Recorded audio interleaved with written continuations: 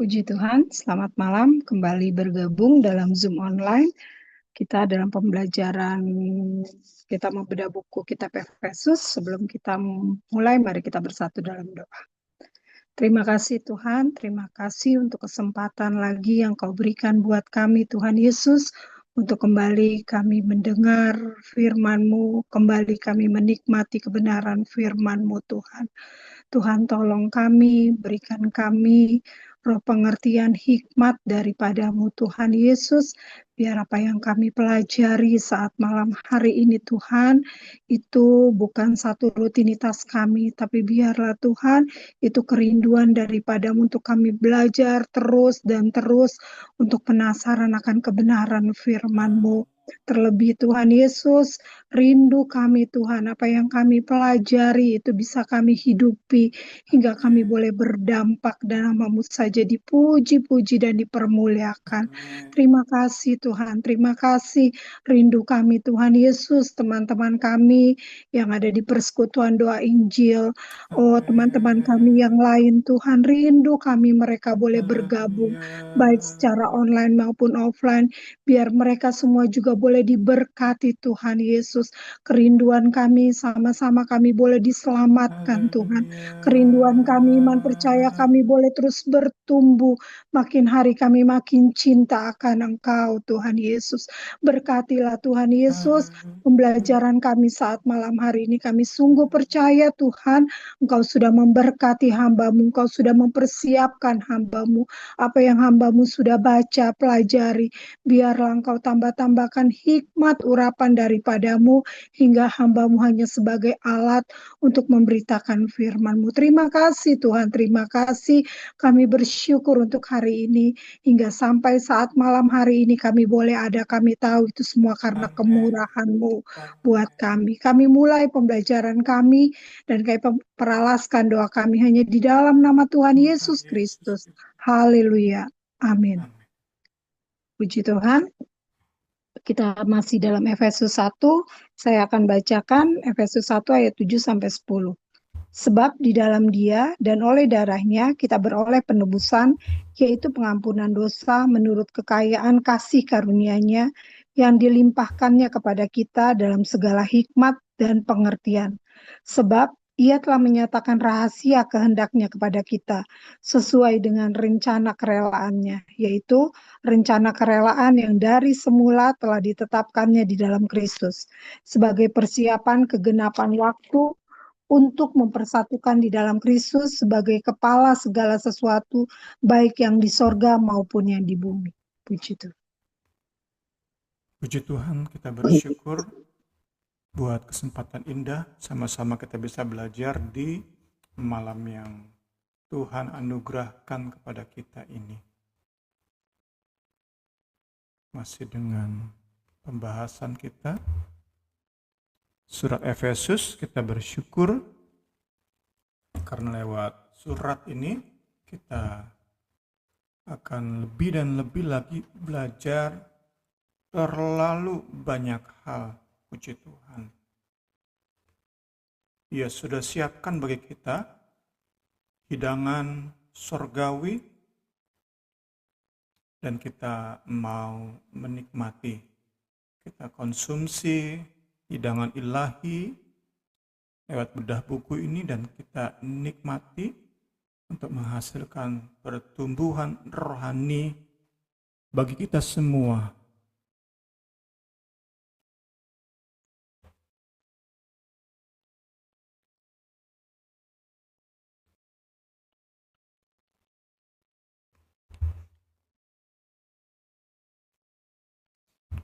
Di ayat 4-6 kita sudah membahas bagaimana Rasul Paulus mengajak membaca surat, yaitu jemaat di kota Efesus dan kota-kota sekitar Efesus, untuk sama-sama memuji Allah, menyembah, mengagungkan Allah karena pemilihan dan adopsi.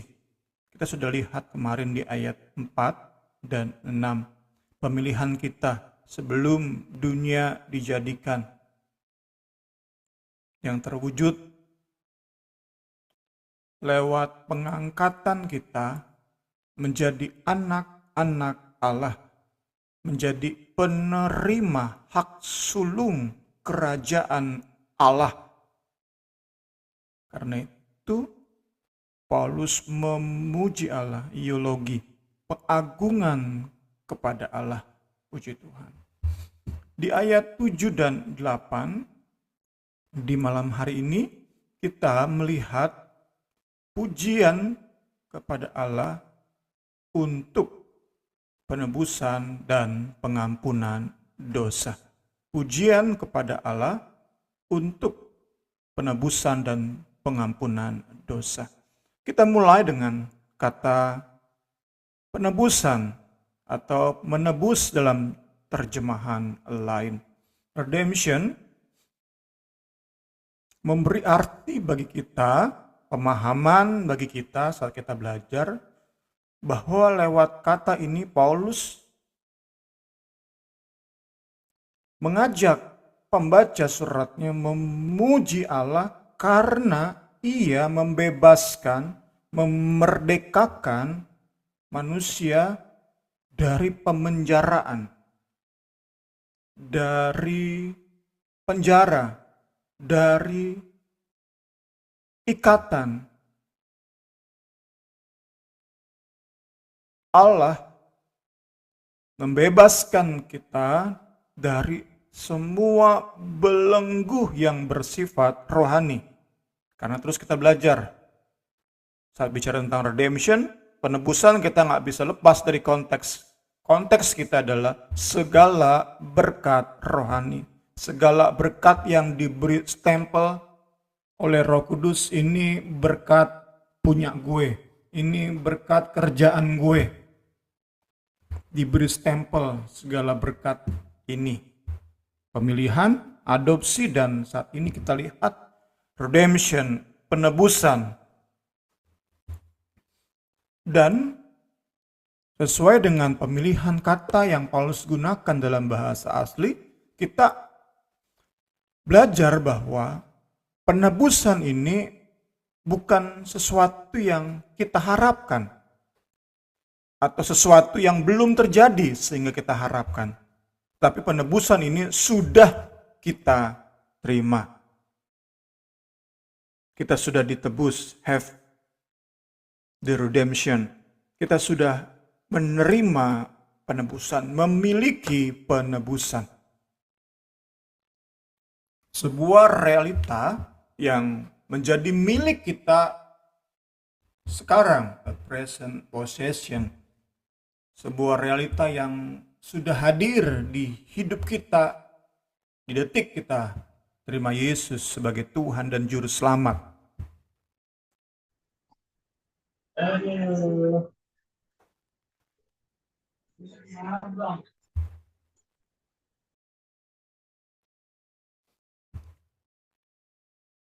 Seperti yang Paulus juga nyatakan di dalam suratnya yang lain.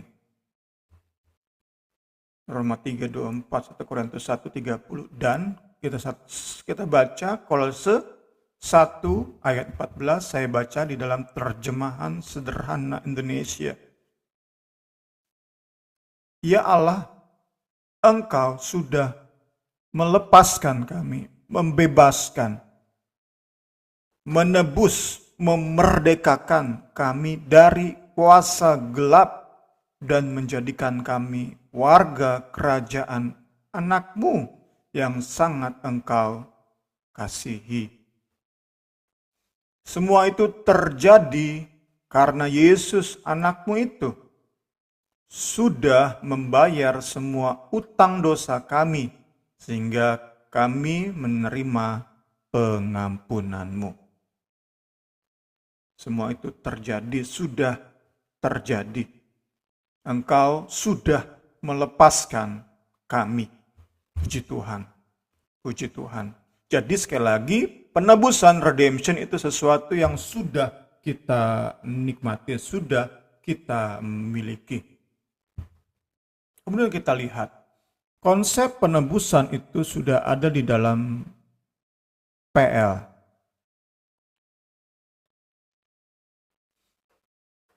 ditampilkan dalam bentuk paling indah, paling mulia di PL adalah saat Allah membebaskan bangsa Israel dari perbudakan Mesir. Itulah gambaran yang paling indah, paling mulia yang Allah berikan. Tentu gambaran tersebut berpusat pada Kristus, karya Kristus, dan penikmatnya, penerima gambaran tersebut adalah kita gereja Tuhan. Kemudian kita lihat bahwa pembebasan ini Allah lakukan dengan bayaran tertentu.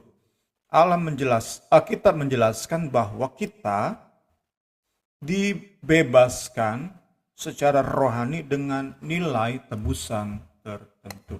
With a price, enggak gratis. Kita lihat di bagian ini.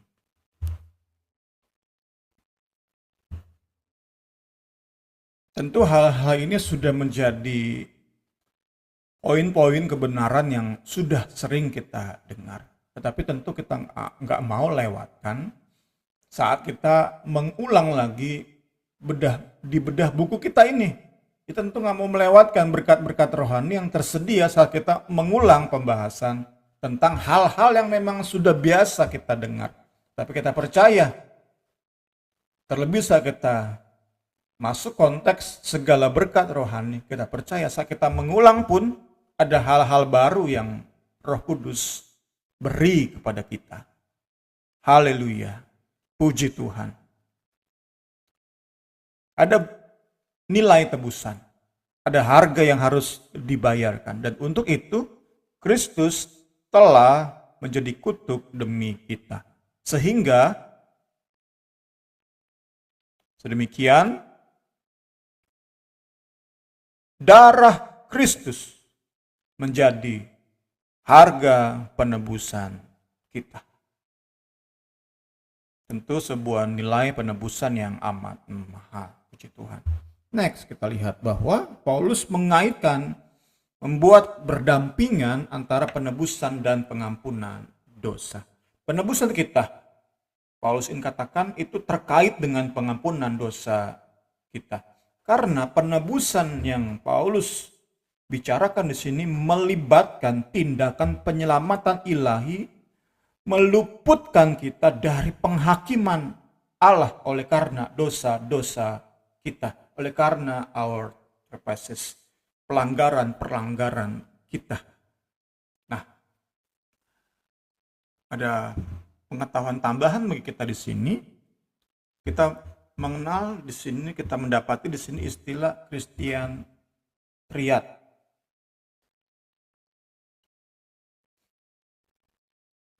Para peneliti sejarah gereja meyakini 3 hal berikut merupakan 3 keyakinan awal kekristenan mula-mula, gereja mula-mula, yaitu penebusan, pengampunan kurban Kristus.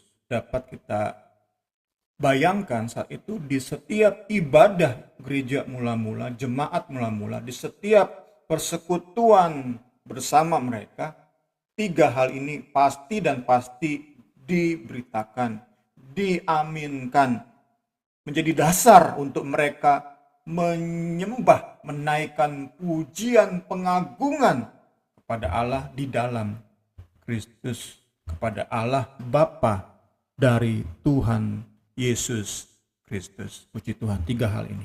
Penebusan, pengampunan dosa, kurban Kristus. Christian Riat. Next, puji Tuhan. Penebusan dan pengampunan dosa itu frame dibingkai dengan pujian dan pengagungan Paulus terhadap anugerah yang Allah limpahkan bagi gereja. Tentu Paulus memasukkan dirinya di dalam lingkupan gereja. Limpahnya anugerah Allah itu perlu kita lihat sebagai penyebab utama dari penebusan, pengampunan dosa kita dari Kristus yang dikorbankan. Kelimpahan anugerah Allah yang kita bisa bayangkan tersimpan dalam diri Allah, pribadi Allah, itulah alasan utama kenapa ada Christian pria tadi. Puji Tuhan.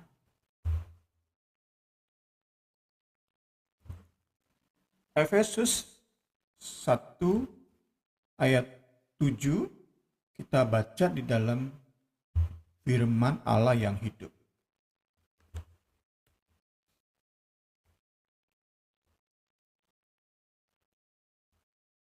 Demikian berlimpah kebaikannya kepada kita, sehingga ia menebus kita dengan darah anaknya dan mengampunkan segala dosa kita.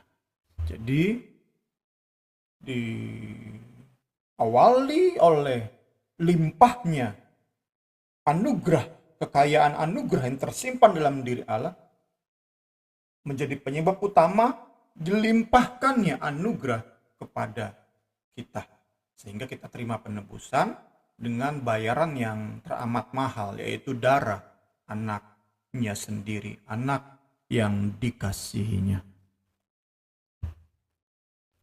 Kelimpahan ini ditegaskan oleh Paulus dengan kata-kata lain seperti kekayaan, wealth of God, kekayaan anugerah Allah, kelimpahan anugerah Allah. Ya, dapat kita simpulkan di bagian awal ini adalah bahwa karena kelimpahan kekayaan anugerah Allah, maka Allah menebus dan mengampuni dosa kita dengan nilai tebusan darah anak yang dikasihinya. Kita bisa sambil lihat ke ayat 6 kembali. Di situ muncul kata yang dikasihinya. Dalam kelimpahan anugerah Allah yang Ia miliki, Ia melimpahkan anugerahnya kepada kita. Inilah alasan Paulus menaikkan pujian kepada Allah. Sesuai dengan kembali judul awal tadi, Praise for Redemption. Pujian oleh karena penebusan, pujian kepada Allah di dalam Kristus oleh karena pengampunan dosa. Jadi, kembali kita lihat awal dari paragraf ini, mulai khususnya ayat 3, Paulus sedang secara khusus memuji Allah yang berkarya melalui Kristus anaknya yang dikasihinya. Itu yang menjadi konteks supaya kita bisa lebih lagi mengerti bagian-bagian ini. Puji Tuhan. Itu yang menjadi konteks. Ya, kita lanjutkan.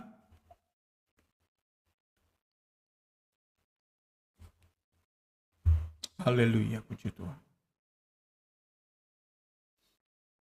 Saya ingin bagikan sedikit secuil perenungan pribadi berasal dari kata limpah. Kita dapati ada dua kata, setidaknya ada kata berlimpah dan kata melimpahkan. Berasal dari kekayaan Allah yang berlimpah, maka Allah bisa melimpahkan kekayaan anugerahnya.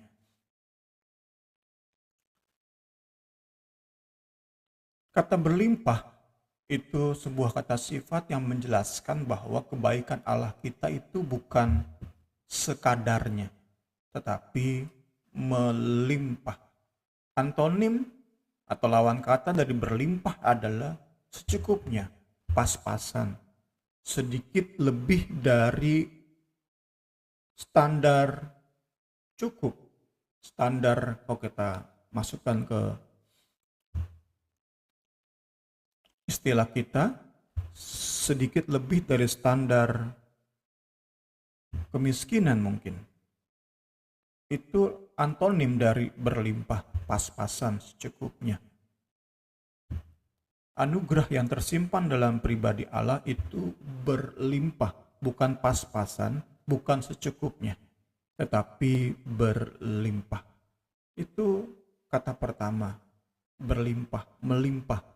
Kata kedua adalah kata kerja, melimpahkan, yang menjelaskan bahwa karya keselamatan Allah di dalam Kristus itu merupakan tindakan Allah melimpahkan kekayaan anugerahnya bagi manusia berdosa. Belajar dari itu, saya renungkan bahwa untuk kita membangun penyembahan yang sehat, kita perlu membiasakan diri memulai penyembahan kita dengan berfokus pada kata yang pertama, berlimpah, melimpah, sebelum masuk pada kata kedua, Allah melimpahkannya kepada kita. Kita mau memulai penyembahan kita dengan melihat Allah sebagai sumber dari segala sesuatu. Barulah di dalam fokus kepada Allah, kita melihat diri kita sebagai penerima. Memulai penyembahan kita dengan keberadaan Allah yang memang patut disembah. Di luar dari apa yang Ia lakukan bagi kita. Ia memang patut disembah oleh karena kekayaan anugerahnya, kelimpahan anugerahnya. Bagi saya hal ini penting, mengingat kenyataan bahwa di zaman modern ini khususnya, kita terus dijejali dengan faham-faham yang membuat kita fokus pada diri sendiri. Kiranya kebiasaan kita memulai penyembahan dengan realita yang berfokus kepada keberadaan Allah itu menghindarkan kita dari hal-hal semacam tadi ya, cenderungan untuk fokus pada diri sendiri. Karena jika enggak membiasakan diri, kita bisa terjebak kepada berfokus ke penerima, kita sebagai penerima. Kita akan ada kemungkinan kita akan merasa diri kita memang layak untuk terima kelimpahan anugerah tersebut. Sesungguhnya kita sudah belajar, kita enggak layak. Penyebab utama adalah kelimpahan anugerah Allah. Kita mau belajar sama-sama. Itu secuil dari perenungan saya pribadi, puji Tuhan. Kita lihat melangkah ke ayat 8, saya bacakan kembali, yang dilimpahkannya kepada kita dalam segala hikmat dan pengertian. Dalam segala hikmat dan pengertian ini tampaknya lebih terkait kepada ayat 9 dan 10 saat Paulus bicara tentang misteri, tentang rahasia. Ini satu hal. Sedangkan kita lihat segala hikmat dan pengertian itu ada di ayat 8. Tadi ya, meski kita belajar sama-sama, meski di ayat 8, tetapi ini akan lebih jelas saat kita mulai baca ayat 9 dan 10. Tetapi tentu kita nggak bisa memisahkan segala hikmat dan pengertian itu dari ayat 8. Karena itu kita juga mau lihat terkaitnya penebusan dan pengampunan dosa dengan hikmat dan pengertian ilahi. Kita mau sama-sama renungkan hal ini. Saat kita khususnya membahas ayat 8, puji Tuhan. Dikaitkannya penebusan, pengampunan dosa, dan hikmat pengertian, itu memberi indikasi bahwa kita membutuhkan pengertian tertentu, tingkat pengertian tertentu untuk bisa memahami betapa mulianya tindakan ilahi ini. Menebus kita, mengampuni dosa kita. Ada banyak kali kita bukan ngerti, lebih tepat tahu bahwa kita udah ditebus karena memang diajari oleh orang tua kita, oleh pendeta kita, diajari kita, kamu tuh udah ditebus, kamu orang berdosa, kamu diampuni dosanya. Tapi kita hanya sebatas tahu.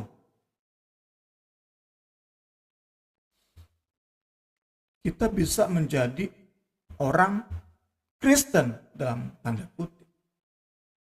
Tetapi tetap kita nggak bisa memahami mulianya tindakan ilahi ini tanpa hikmat dan pengertian ilahi.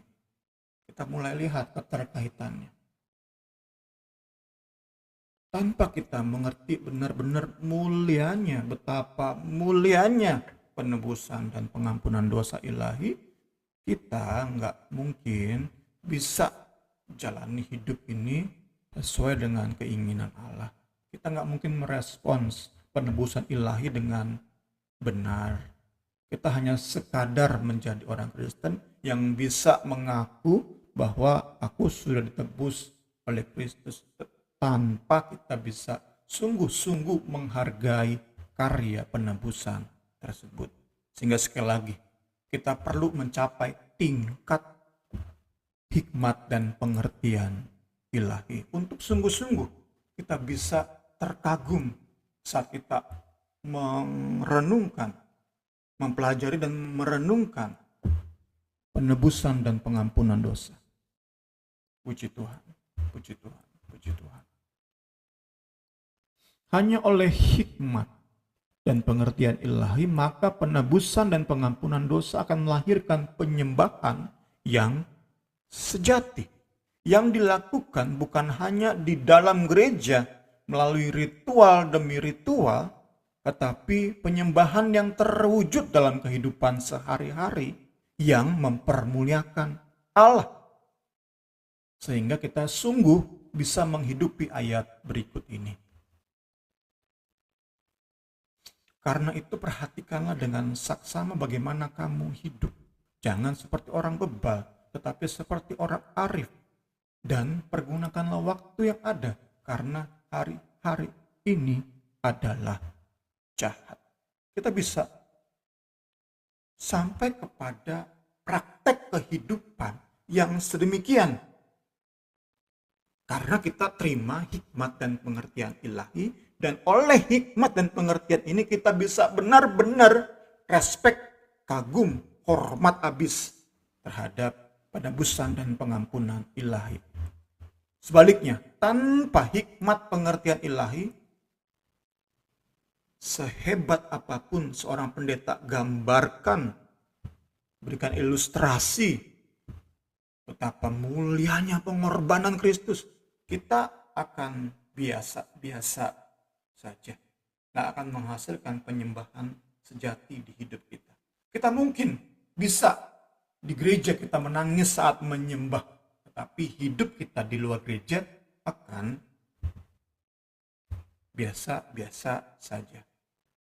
Nggak akan melahirkan sebuah penyembahan di kehidupan sehari-hari, penyembahan yang tulus, penuh cinta pada Kristus dan penuh kagum terhadap karyanya di Kalvari.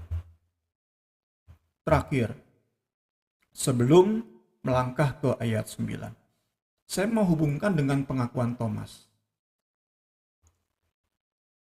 Saat ia berkata, "Ya Tuhanku dan Allahku." Saya dapat ini dari khotbah Pendeta Ezra Soro yang kami dengar tadi siang. Kita dapat yakini bahwa saat Thomas menyatakan pengakuan ini, hatinya itu sudah terima hikmat dan pengertian ilahi. Puji Tuhan, puji Tuhan.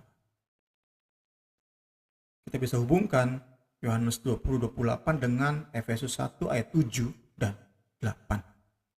Kita terima penebusan, pengampunan dalam hikmat dan pengertian ilahi. Hanya orang-orang yang menerima pengalaman semacam itu dapat berkata dari hati, "Ya Tuhanku dan Allahku." Ya Tuhanku itu menunjuk pada pemahaman seutuhnya bahwa dulu hidup saya, hidup kita benar-benar berada di bawah penguasaan dosa, perbudakan dosa. Sering menjadi ilustrasi ada seorang budak yang hidupnya sangat amat menderita, terus menerima perlakuan kasar, perlakuan biadab, dilecehkan dalam segala bentuk macam pelecehan, tanpa harapan untuk bebas.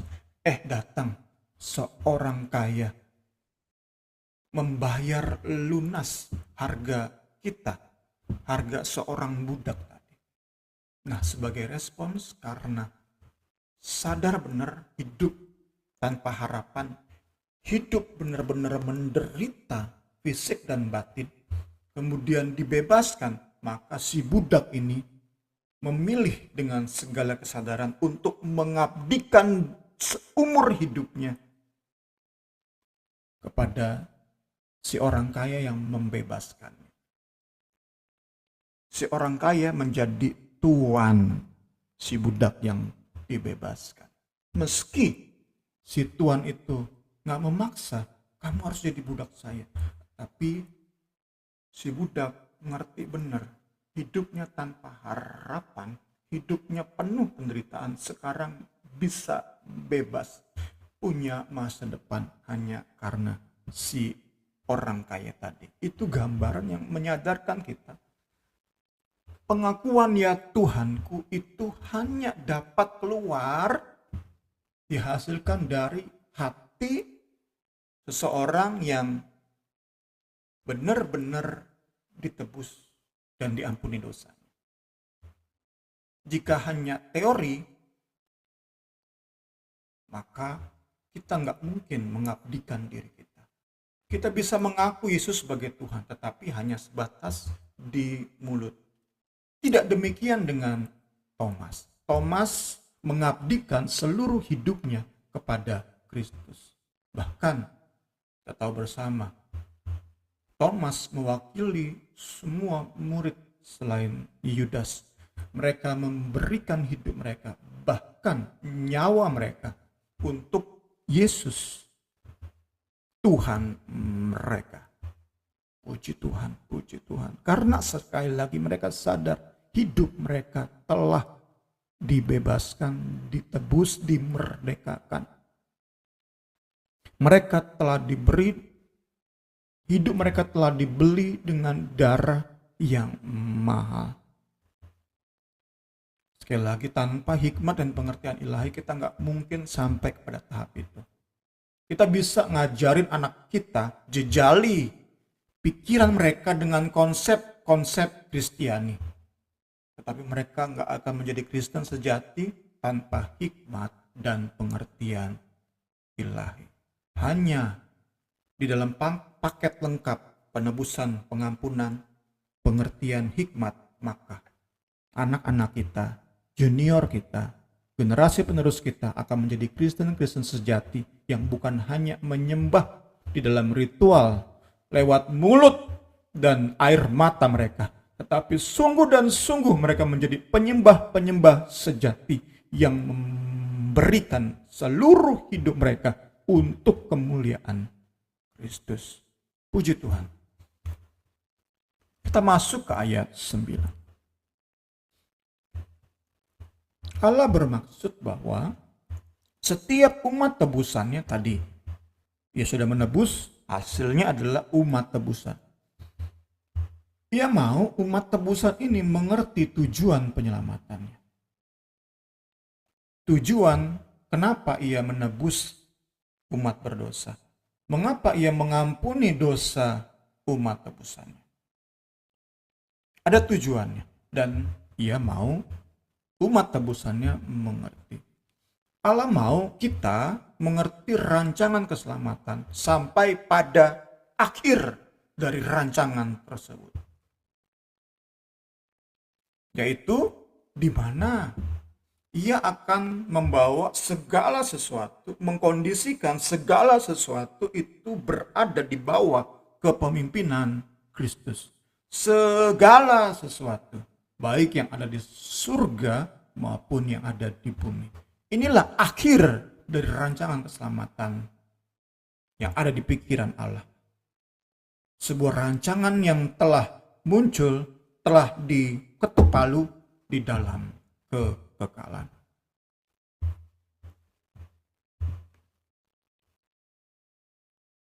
Kita lihat ayat 9 dalam versi bahasa Indonesia masa kini. Menurut kemauannya sendiri, Allah memberitahukan kepada kita rahasia atau misteri rencananya. Ia sudah memutuskan bahwa rencana itu akan diselesaikan melalui Kristus. Puji Tuhan.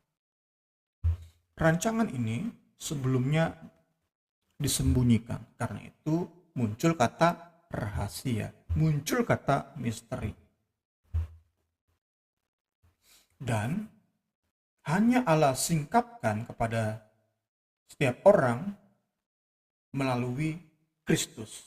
Ini yang kita bisa belajar. Jadi hanya saat kita tunduk pada Kristus, kita bisa punya hikmat pengertian untuk mengerti rahasia tersebut. Rahasia yang berpuncak pada penundukan segala sesuatu di bawah kaki Kristus.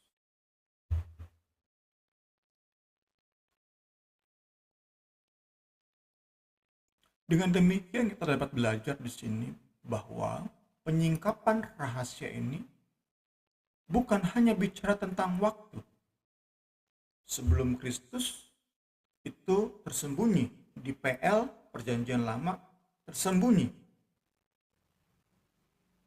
Kristus hadir, karyanya selesai, tetelestai, maka misteri itu disingkapkan, Allah singkapkan bagi umat tebusan. Tapi bukan hanya tentang waktu. Ada sebelum rahasia disingkapkan dan ada sesudah rahasia itu disingkapkan. Tapi juga bicara tentang pengalaman pribadi, pengalaman personal. Ada orang-orang yang nggak akan bisa memahami rahasia ini. Meskipun mereka baca, mereka nggak ngerti rahasia tersebut. Kita bisa bayangkan seseorang yang tidak menguasai, contohnya dulu mungkin bahasa Sanskerta mungkin ya. Kita mungkin bisa baca, tapi kita nggak ngerti artinya. Demikianlah orang-orang di luar Kristus, tidak berada di bawah Kristus saat baca Alkitab, saat baca ayat ini tentang rahasia di mana rancangan Allah itu berakhir di penundukan segala sesuatu di bawah kaki Kristus. Itu kita nggak mengerti. Saat kita sungguh berada di dalam Kristus, kita bisa mengerti. Itu bicara tentang pengalaman pribadi. Jadi kita bisa simpulkan bahwa nggak semua orang yang hidup di zaman anugerah ini dapat memahami rahasia ilahi ini. Hanya mereka yang berada di dalam Kristus yang dapat mengerti. Jadi meskipun banyak pendeta beritakan rahasia ini di dalam khotbah mereka, tetapi tidak semua jemaat yang mendengar, tidak semua orang yang ada di dalam gereja dan mendengarnya itu bisa sampai kepada pengakuan versi Thomas.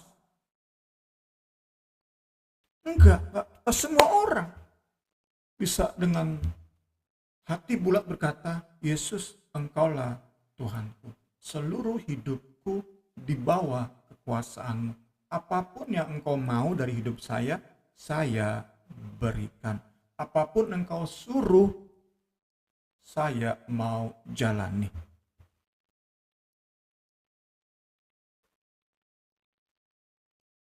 Tanggapan versi Thomas ini nggak mungkin keluar dari pikiran manusiawi semata. It cannot be understood through human wisdom. Kebijakan manusiawi, sehebat apapun seseorang dengan pembelajarannya dari filsafat duniawi, nggak bisa memampukan dia mencapai tingkat pengertian ilahi untuk mengerti betapa mulianya karya Kalvari. Nggak bisa, nggak mungkin. Tanggapan semacam ini, tanggapan versi Thomas tadi nggak mungkin keluar dari pemikiran manusiawi. IQ tinggi bukan penyebab. Tidak cukup. Sepintar apapun seseorang, sebanyak apapun pengetahuan yang ia miliki. Bahkan saat seseorang paham segala sesuatu tentang kekristenan, tetapi tanpa hikmah dan pengertian ilahi ini, maka nggak akan muncul iman tadi. Iman atau pengakuan versi Thomas tadi.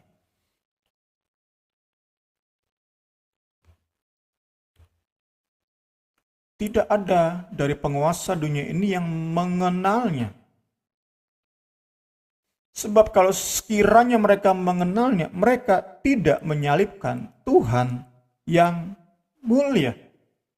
Tapi seperti ada tertulis, apa yang tidak pernah dilihat oleh mata, tidak pernah didengar oleh telinga, tidak pernah timbul di dalam hati manusia. Semua yang disediakan Allah untuk mereka yang mengasihi Dia. Karena kepada kita Allah telah menyatakan oleh Roh, sebab Roh menyelidiki segala sesuatu, bahkan hal-hal yang tersembunyi dalam diri Allah. Jadi kita kalau mau gunakan kronologis, pertama, kekristenan itu bicara tentang respons kita terhadap berita Injil. Kita mau berkata iya terhadap berita Injil, tawaran keselamatan itu.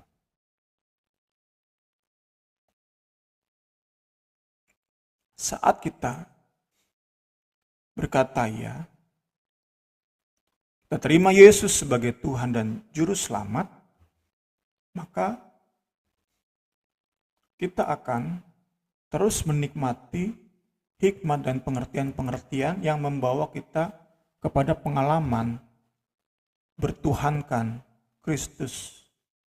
Kalau tadi mulai di titik nol, kita belum masuk kepada pengalaman-pengalaman ini.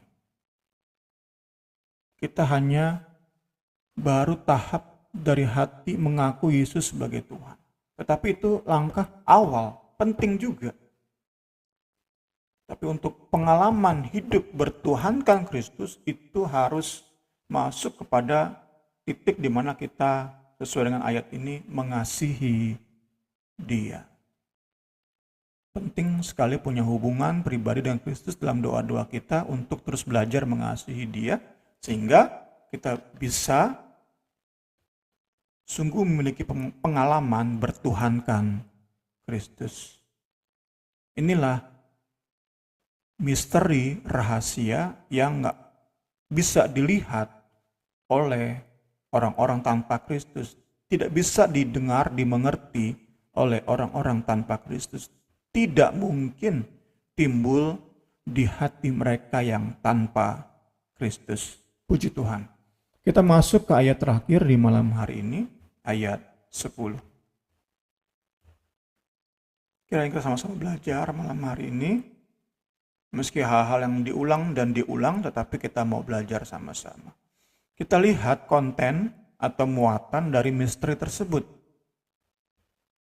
Menjadi puncak dari pujian pengagungan Paulus kepada Allah. Saya bacakan dalam versi Alkitab mudah dibaca. Hal ini akan terjadi tepat pada waktu yang direncanakannya. Tujuannya adalah untuk membawa segala sesuatu, baik yang ada di surga maupun di bumi, menjadi satu di bawah pimpinan Kristus. Penundukan segala sesuatu di dalam Kristus meliputi pemberitaan Injil kepada segala bangsa.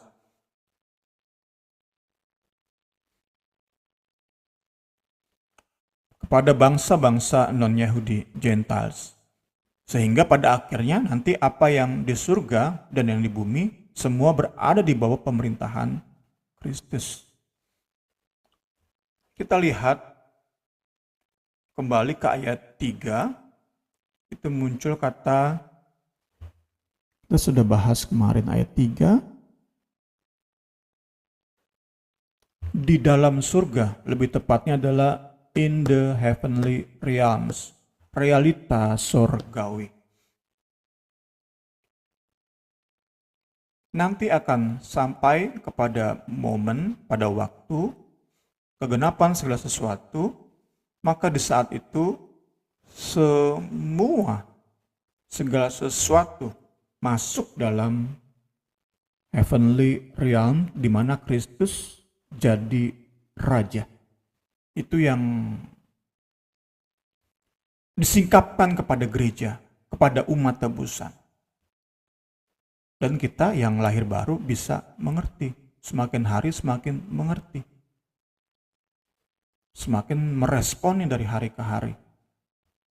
Menjadi pengalaman kita hidup bertuhankan Kristus. Puji Tuhan.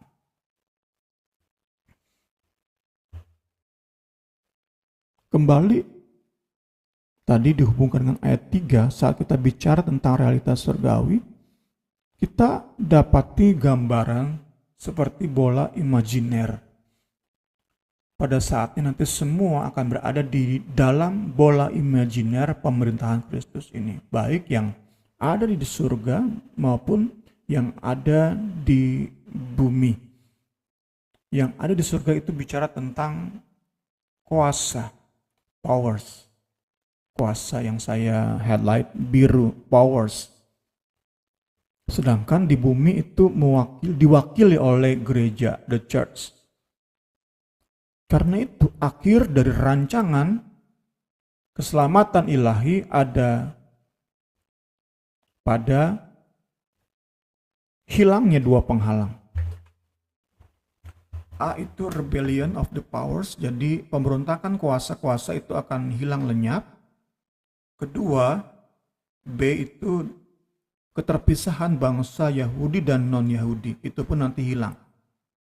Sehingga bersatu utuh padu segala kuasa yang ada di surga dan kesatuan tubuh Kristus di bumi. Itu yang kita dapati di bagian ini. Semua bersatu di bawah pemerintahan Kristus, baik yang di surga maupun yang di bumi.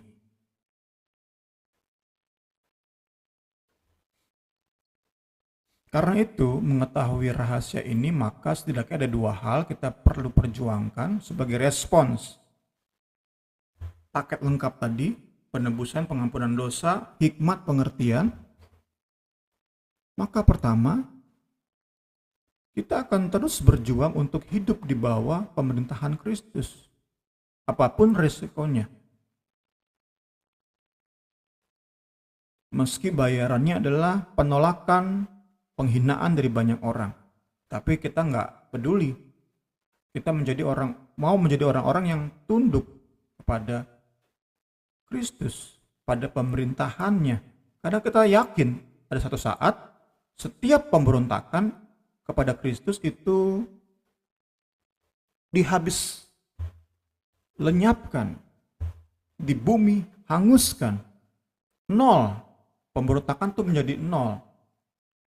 Di dalam heavenly realm tadi, bola imajiner kekuasaan Kristus tadi, pemberontakan nol. Karena itu kita nggak mau jadi orang-orang yang memberontak kepada kerajaan Kristus. Mulai dari detik ini kita mau biasakan diri, apapun risikonya, tunduk pada pemerintahan Kristus. Meskipun risikonya kita ditolak oleh banyak orang. Penolakan dari orang-orang terdekat kita, sehingga ada perpecahan dalam rumah tangga, perpecahan dalam keluarga. Karena kita memilih untuk tunduk kepada kerajaan Kristus. Kita pun akan terpisah dari kenyamanan dan lain-lain sebagainya, resikonya. Itu yang pertama, kita akan benar-benar memastikan diri kita bukan pemberontak. Itu bicara tentang segala sesuatu yang berada di langit. Lebih tepat di langitnya, bukan di surga ya. Kemudian kedua, segala sesuatu yang berada di bumi. Kita mengusahakan kesatuan antara Yahudi dan non-Yahudi. Itu bicara tentang bagaimana kita akan terus memperjuangkan kesatuan tubuh Kristus, apapun perbedaan yang menghalangi kita. Itu dua hal yang akan menjadi pengalaman bahwa kita bertuhankan Kristus. Kita akan terus berjuang untuk tunduk pada Kristus apapun risikonya, pada firman Kristus yang kita terus pelajari. Dan kedua, kita akan terus memperjuangkan kesatuan tubuh Kristus apapun perbedaan yang menghalangi kita. Inilah tanggapan logis terhadap kelimpahan anugerah Allah, terhadap segala berkat rohani yang sudah kita terima, yang meliputi, kita hubungan minggu lalu, election atau pemilihan sebelum dunia dijadikan, adopsi kita menjadi anak-anak Allah, penebusan yaitu pembebasan kita dari kuasa dosa, dan pengampunan kita, sehingga kita bisa menerima perkenanan ilahi, sehingga kita bisa dengan berani masuk menghadap tahta kasih karunia Allah. Segala hormat kemuliaan bagi Kristus, sama-sama kita sudah terima berkat di malam hari ini. Saya kembalikan kepada Ibu Rini.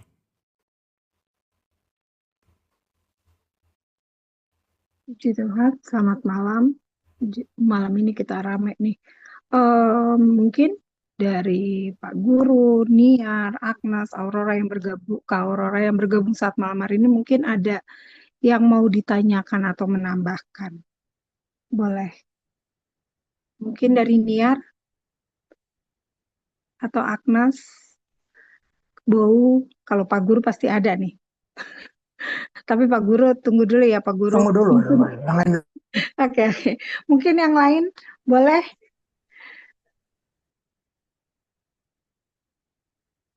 Oh, tidak ada. Bolehlah Pak Guru. Agnes boleh, Nas. Ayo, Nas. Ayo. Saya makasih ya untuk malam hari ini. Aku tadi dapat sesuatu dari kata-kata Bung Sam tentang pengalaman rohani gitu.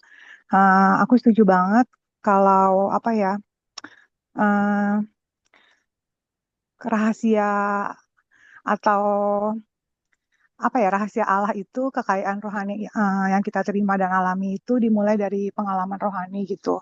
Kalau menurut aku pribadi, kita seringkali terjebak sama yang namanya perbudakan ritual keagamaan gitu. Apalagi orang-orang yang lahir dari Kristen. Pas lahir dari Kristen itu kan otomatis kan diajarkan secara Kristen, ibadah tiap minggu, dengar firman Tuhan tuh banyak banget gitu. Terus dengan segala sesuatu yang kita lakukan, aktivitas gereja gitu, bahkan pelayanan, kita tuh ngerasa kita tuh udah mengenal Tuhan banget gitu. Kita udah tahu Tuhan banget. Sehingga cukup gitu pengenalan kita akan Tuhan, pengenalan kita akan firman Tuhan itu sepertinya cukup bagi kita menjadi dasar kita tuh, kita kenal banget siapa yang Tuhan yang kita sembah, bahkan Tuhan yang kita layani gitu. Tapi ternyata pengalaman rohani itu berbicara jauh lebih dari itu gitu. Setelah kita mengalami pengalaman-pengalaman rohani bersama dengan Tuhan, justru kadang-kadang kita merasa ini benar gak ya kita sudah mengenal Tuhan hanya dengan ritual-ritual yang kita lakukan, dengan ritual keagamaan atau pelayanan gitu. Jadi menurut aku pengalaman rohani itu jauh lebih penting dibanding segala macam kegiatan aktivitas rohani yang kita lakukan di gereja gitu. Dan pengalaman rohani setiap orang itu kan berbeda. Mungkin aku dengan Karini beda, aku dengan Bung Semi beda gitu. Tapi pengalaman rohani itu justru aku temukan, kalau aku pribadi ya, saat kita berhenti berbantah-bantah dengan Tuhan gitu. Saat kita tahu, saat kita merasa tahu segala sesuatunya tentang firman, saat kita merasa sangat mengenal Tuhan, justru kita nggak dapat apa-apa gitu. Tapi saat kita berhenti berbantah-bantah, saat kita merasa kita bodoh gitu, kita ngerasa Tuhan, aku nih kok nggak layak banget, tapi Tuhan tuh hebat banget gitu. Kita yang tiap menit melakukan dosa, tiap detik condong melakukan dosa, tapi begitu dikasihi sama Tuhan gitu. Dan pengalaman rohani itu jadi dasar kita untuk menjemah Tuhan. Kalau buat aku itu aja. Terima kasih ya, Karin. Ya, makasih Agnes. Luar biasa ya. Memang benar kata Agnes, pengalaman rohani itu kita beda-beda gitu ya. Mungkin dari yang lain-lain boleh nih share gitu ke kita. Kalau tadi Bung Semi udah nge-share gitu ya, mungkin kalau saya sedikit banyak mirip-mirip lah ya, maksudnya soal menyembah Tuhan gitu. Ternyata kalau saya pribadi nih di saat saya baru ngerti gitu loh, saat menyembah Tuhan, saat saya lagi udah di apa ya, di saat saya diproses sama Tuhan saat ini gitu loh. Saya keluar dari yang namanya pelayanan hanya asal-asalan gitu. Nah, sekarang saat ini saya baru rasakan gitu. Oh, luar biasa ya, Tuhan tuh kasih kelimpahannya, kebaikannya tuh buat saya pribadi gitu. Mungkin dari Niar atau Bau, Pak Guru simpan dulu ya. Sabar, Pak Guru. Dari Niar mungkin ada? Eh, iya, kalau dari saya sendiri sih, ini pergumulan tiap hari ya Mama ini. Iya, sama Seperti yang semuanya. pada saat, apa ya, kayaknya di Gereja Melati minggu kemarin tuh ada pendeta yang diundang, lalu dia tuh berbicara bahwa eh, sangat berbeda orang yang mengenal apa yang dikatakan oleh firman Tuhan dan orang yang benar-benar menghidupi dan mengerti, memiliki pengalaman dengan Kristus. Itu dua hal yang berbeda gitu. Orang bisa tahu, bisa bisa mengerti, tetapi untuk mereka benar-benar mengenal Kristus dan em, menghidupi semuanya itu lain hal gitu. Kalau saya pribadi sih apa ya, ketika saya itu hatinya itu beku itu biasanya itu juga struggle gitu loh Mama ini setiap hari. Jadi kayak kadang-kadang ada masa-masa di mana kita hot-hotnya, kadang-kadang ada masa-masa di mana kita benar-benar struggle gitu kayak tapi kalau bahasa saya tuh kalau bisa itu apa ya dipaksain gitu loh maksudnya itu kadang-kadang ada berbagai kesibukan dan kalau saya tuh lebih ke misalnya masalah pribadi yang membuat kita itu nggak kepengen apa ya nggak nggak kepengen dengerin apa-apa gitu tapi ketika udah mulai penyembahan itu akan apa ya ketarik sendiri gitu jadi Mm-mm. menurut saya tuh seperti latihan badani itu, latihan rohani itu memang harus kita upayakan gitu. Jangan pengenalan akan Kristus itu sesuatu yang diupayakan gitu. Walaupun hati kita itu susah, walaupun hati kita itu kedagingan, walaupun hati kita Mm-mm. itu banyak hal-hal yang menarik di dunia ini, tapi kita berdoa terus sama Tuhan Yesus dari hari ke hari, bulan ke bulan gitu, agar supaya kita terus diubahkan, kita semakin diberikan kekuatan untuk terus mengenal Dia lebih heran lagi. Itu aja sih Mama ini. Ya, makasih Niar. Mungkin dari Bau bisa mau berbagi ke kami. Oh ya, Iya, oke. kalau dulu tuh pengalaman rohani itu adalah sebenarnya saya tuh senang ya kalau kita ada dalam pergumulan gitu ya.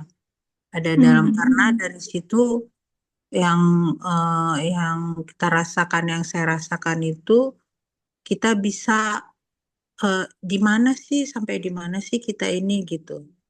Nah, kalau ada pergumulan lewat dengan keluarga, dari pekerjaan, dari komunitas-komunitas saudara seiman, ya, yang tadi seperti Niar juga bilang, itu membuat kita tuh belajar untuk struggle, belajar untuk bertahan, tapi dengan apa yang Tuhan mau, gitu. Hmm. Jadi, apakah saya masih dalam koridornya firman Tuhan? Apakah saya sudah lebih banyak mencari solusi untuk pergumulan ini ke mengalihkan perhatian ke hal-hal dunia gitu ya. Itu yang eh, kita bisa sambil belajar mengukur diri ya. Itu yang saya rasakan yang namanya apa tadi topiknya kita ini pengalaman rohani.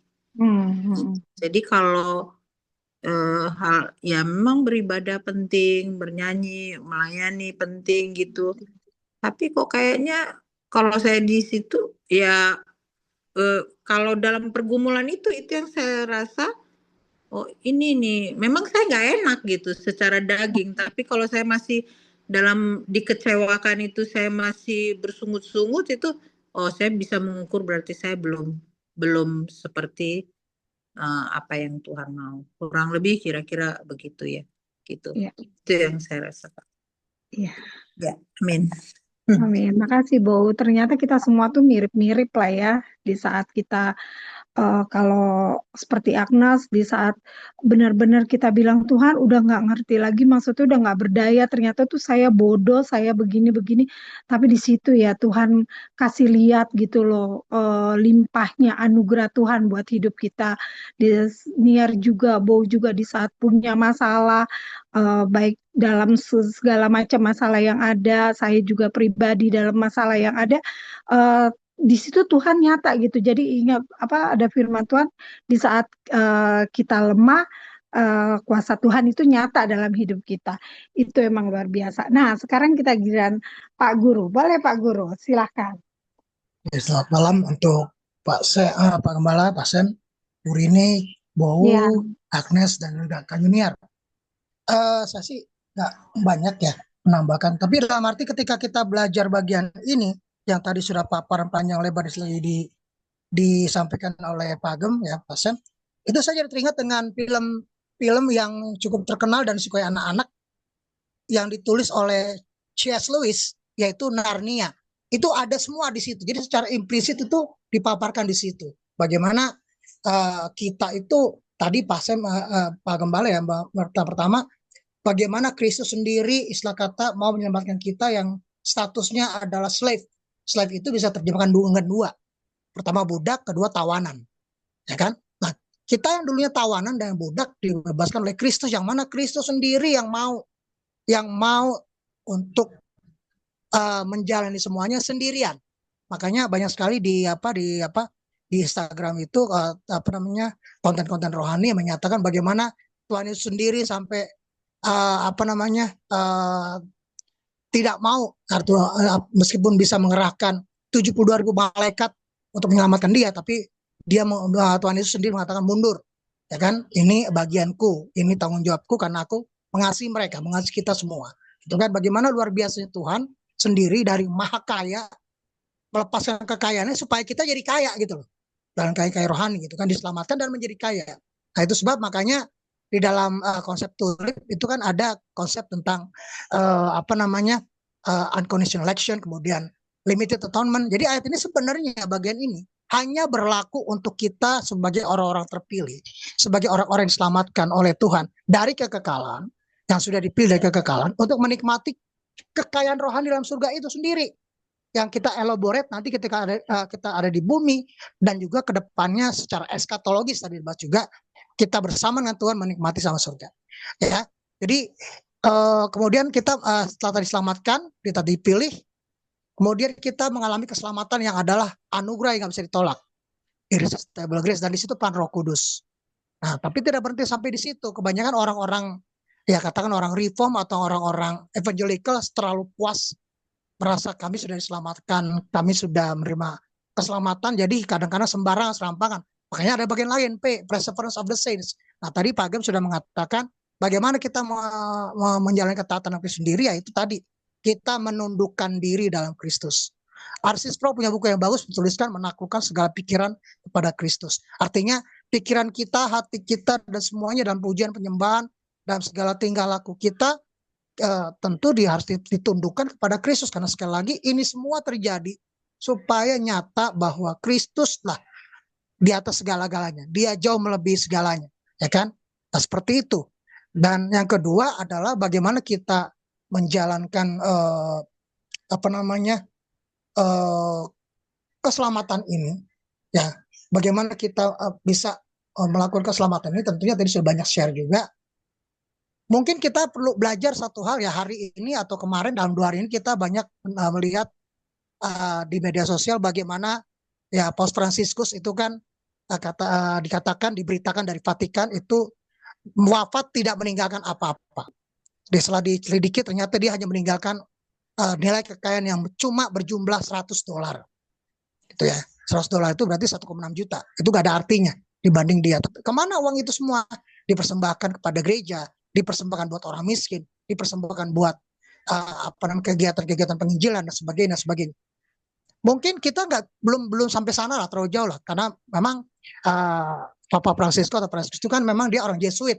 Kalau orang Yesus itu kan memang di bawah sumpah akan hidup sederhana dan semua yang didapat itu hanya untuk Kristus, ya kan? Kita belum sampai ke situ, tapi dalam artian bahwa pola hidup ilahi yang Tuhan mau tanamkan kepada kita, bahwa sekali lagi apapun yang kita kerjakan, apapun yang kita dapat, apapun yang kita mau raih ke depannya, itu semua karena Tuhan dan untuk Tuhan dan oleh Tuhan. Roma 11 ayat 36 gitu kan? Karena dia dan oleh dia dan pada dia bagi dialah kemudian selama-lamanya. Itu yang penting. Nah, bagaimana penerjemahannya? Ya kita dipercayakan masing-masing. Ya saya sebagai pengajar, saya juga aktif di dalam kegiatan-kegiatan rohani, juga bagaimana juga Bow, ya kan, Kak Junior yang banyak juga aktif di dalam kegiatan-kegiatan ilmiah dan sosial, juga ada Agnes pelayanan, ya. Tuhan sudah memberikan itu semua sebagai kekayaan rohani yang kita perlu elaborate, ya. Tapi jangan lupa satu hal, bahwa itu semua terjadi dan nanti ke depannya seperti Roma 11:36 tadi, adalah untuk kemuliaan Tuhan, bukan kemuliaan kita sendiri, bukan untuk kemuliaan diri kita sendiri. Saya kira itu, ya, ini sebenarnya belum selesai, masih panjang saya. Memang benar kata Pak Penggembala tadi, ini akan terus diulang, dan diulang sebagai penegasan bahwa keselamatan itu adalah anugerah, dan anugerah keselamatan itu tidak berhenti di situ saja. Makanya kemarin ada ajaran katanya hyper grace, itu kita tolak mentah-mentah itu. Makanya keselamatan itu harus benar-benar dikerjakan, ditekunkan, dibuat jadi sebuah proyek atau sebuah ketaatan seumur hidup, long life perseverance gitu ya. Jadi nggak sekedar karena kita di gereja kita seperti jadi orang paling merasa menikmati surga, dan di luar kita dianggap lebih daripada orang dunia gitu kan, seperti itu. Nah, ini tantangan buat kita, bagaimana kita minta pada Roh Kudus, Tuhan mencurahkan kuasa Roh Kudus, ya, untuk kita minta selalu untuk diubahkan untuk nanti menjadi sempurna ketika Tuhan Yesus boleh datang dalam kemuliaan yang kelak. Amin, haleluya. Amin. Makasih Pak Guru. Mungkin Bung Semi ada tambahan? Enggak ada. Oke, kita tutup pembelajaran kita malam ini. Terima kasih ya untuk gabungnya. Sebelum kita akhiri, nanti saya minta Agnes yang berdoa ya, Nas. Oke, Karin. Mari kita berdoa. Tuhan Yesus, terima kasih banyak ya Tuhan untuk malam hari ini ya Bapa, untuk firman Tuhan yang kembali datang kepada kami ya Tuhan Yesus. Betapa kami bersyukur ya Tuhan atas limpah dan besarnya anugerah keselamatan ya Tuhan yang boleh menjadi bagian milik kami ya Tuhan Yesus. Terima kasih ya Tuhan untuk rahasia-rahasia kebenaran firman-Mu ya Bapa yang terus Engkau singkapkan bagi kami ya Bapa. Tuhan, kami tidak ingin ya Tuhan, segala sesuatu yang kami dengar malam hari ini ya Tuhan, hanya sebatas pengetahuan kami ya Bapa, hanya sebatas pengenalan kami yang biasa ya Tuhan Yesus. Tapi kami rindu ya Tuhan Yesus, pengenalan kami akan Engkau ya Tuhan, melebihi itu ya Bapa, sehingga setiap kami malam hari ini ya Tuhan, boleh menikmati pengalaman masing-masing dengan pribadi-Mu ya Bapa. Sehingga dari hati kami ya Tuhan Yesus, timbul pengagungan yang sangat tinggi ya Bapa akan besarnya nilai keselamatan yang kami terima ya Bapa. Sehingga itu menjadikan dasar kami ya Tuhan melakukan segala sesuatunya ya Bapa dalam pekerjaan kami ya Tuhan, dalam pelayanan kami ya Tuhan Yesus, terutama dalam pengenalan kami akan Engkau ya Bapa. Jangan biarkan kami menjadi puas ya Tuhan Yesus, atau cukup ya Bapa hanya mengenal Engkau saja ya Bapa. Tapi biar ya Tuhan Yesus kami boleh mencari, mendengar ya Tuhan Yesus, lebih peka lagi ya Bapa, bahkan menjadi firman-Mu ya Bapa, sehingga hidup kami ya Tuhan sungguh berdampak ya Bapa bagi sesama kami dan keluarga kami ya Bapa. Terima kasih banyak ya Tuhan malam hari ini ya Tuhan. Kami percaya kami semua sudah diberkati ya Tuhan Yesus. Engkau juga memberkati Bung Semi ya Bapa, terus hikmat-Mu, urapan-Mu ya Tuhan menjadi bagian dari Bung Semi ya Bapa. Agar dengan hikmat yang daripada-Mu ya Tuhan Yesus, Bung Semi boleh membagikan kebenaran-kebenaran firman-Mu ya Bapa di hari-hari berikutnya ya Bapa. Terima kasih ya Tuhan Yesus untuk malam hari ini ya Tuhan. Kami tutup Bible study kami malam hari ini dengan penuh ucapan syukur di dalam nama Tuhan Yesus Kristus. Haleluya. Amin.